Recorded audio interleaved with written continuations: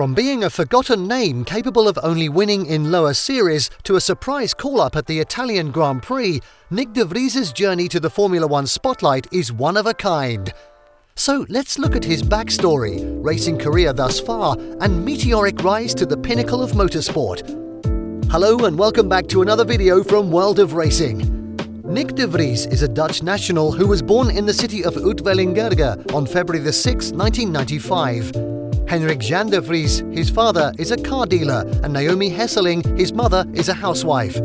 His sister, Seychelle De Vries, is his only sibling. De Vries burst onto the karting scene in 2008, winning the WSK World Series and the German Junior Championship in the KF3 category. He defended both titles in 2009, while also winning the European KF3 Championship.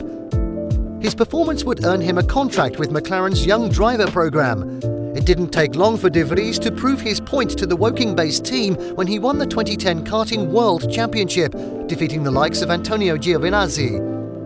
De Vries made the switch to single-seaters in 2012 when he was given a seat in R8 GP's Eurocup Formula Renault 2.0. The Dutchman finished 5th in the Eurocup and won the Northern European Cup on a part-time basis.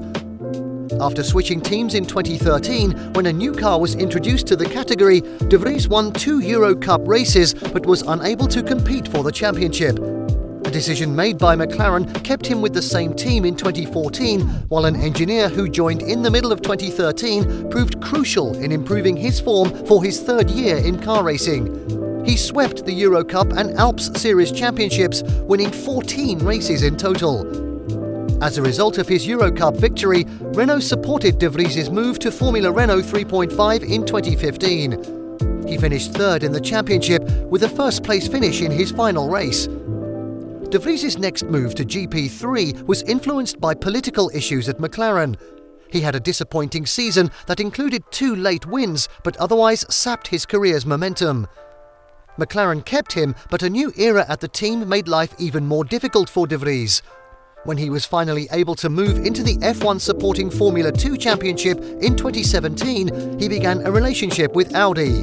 In 3 years, De Vries drove for 4 teams, gradually improving and eventually winning the championship with ART Grand Prix in 2019. He left McLaren that year, and before the end of his F2 season, he had signed with and made his Formula E debut with Mercedes.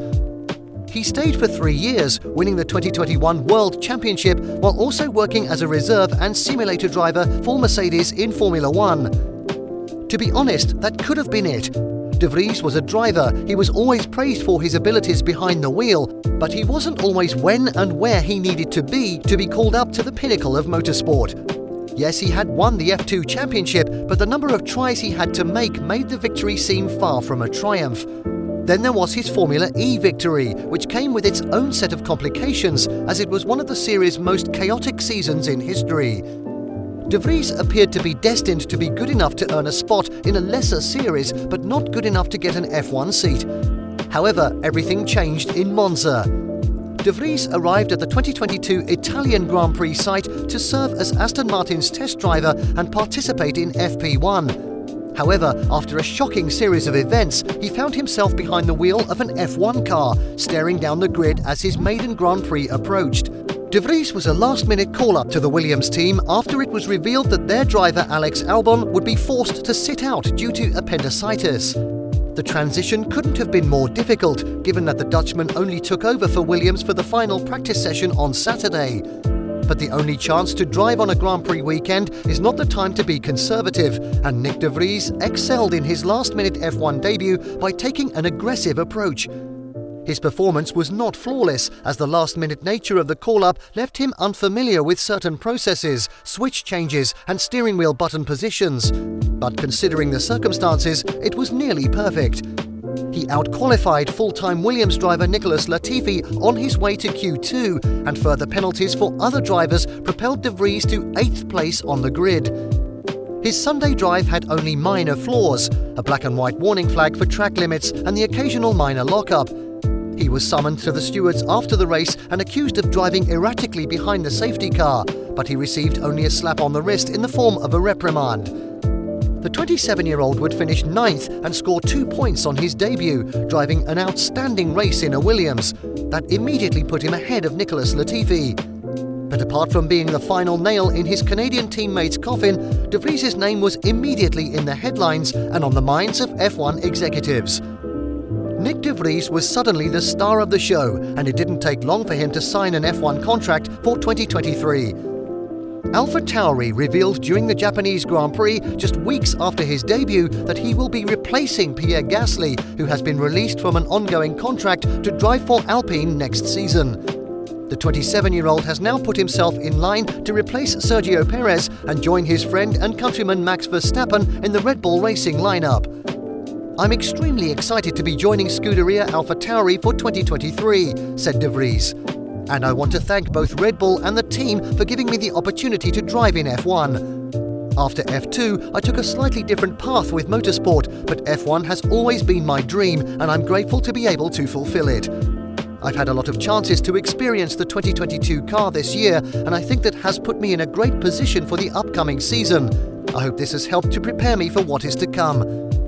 Having spent most of my teenage years in Italy for karting, I've always felt at home there, so for me it's great to be joining an Italian team that already has a real family feel, and I'm looking forward to meeting everyone and to start to build our relationship before the next season." And AlphaTauri are equally as excited to have him, with team boss Franz Tost stating, "I want to thank Pierre for all the effort he's put into the team in the last years, and I wish him all the best for his future. Now we are pleased to start a new chapter with Nyck, who's very much welcome at Scuderia AlphaTauri. He is a very high-skilled driver, as he won in all the categories he competed in, with many races and championships under his belt. His last big success was winning the Formula E World Championship, and this is clear evidence that he is a very competitive driver who deserves a seat in F1. I am looking forward to seeing him in our car, and I'm confident that with Yuki and Nyck, we will have a very strong driver lineup for 2023. Red Bull's decision to opt for him as a replacement for Gasly indicates that he is highly regarded within the camp, as the stated role of AlphaTauri is to provide drivers for the senior RBR outfit. So who knows, perhaps we'll see two Dutchmen competing for Red Bull soon enough. How do you think Nyck will perform in his debut season in F1? Leave your comments in the section down below, and if you like this video, please hit that like button. Don't forget to subscribe and share it with your friends. Stay safe and happy racing!